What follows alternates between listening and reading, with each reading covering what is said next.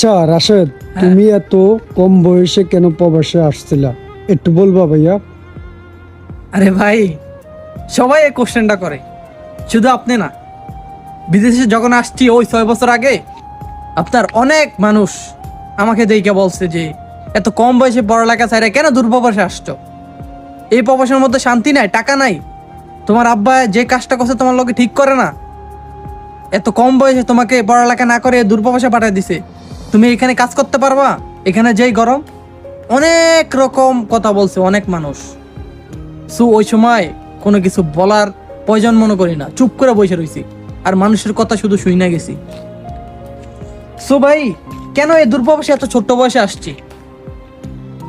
আপনার বাস্তবতা আর দায়িত্ব মানুষকে যে কত কিছু শেখায় তা আমি নিজে প্রমাণ।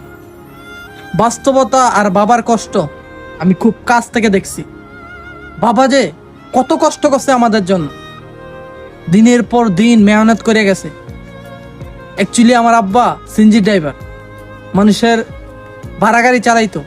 দিন শেষে ওই মালিকরে 500 টাকা দিতে হইতো। 500 টাকা দিয়া যে টাকাটা বাঁচতো, ওই টাকাটা দিয়া আমাদের সংসারের পড়ালেখার খরচ চালাইতো।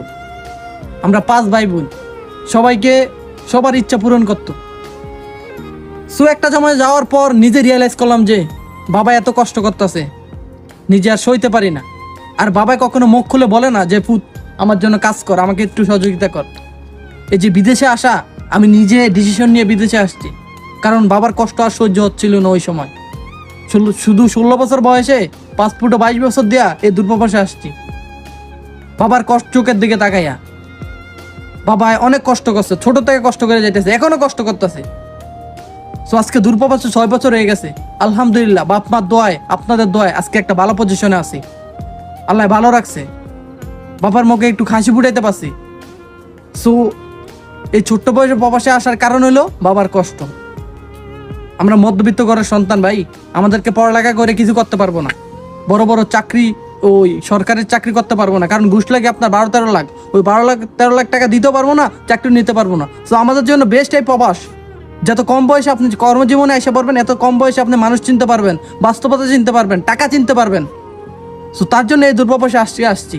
কখনো এই কথাগুলো বলি না, আজকে ভাই আপনি কোশ্চেনটা করছেন তার জন্য এই অ্যান্সারগুলো দিতেছি।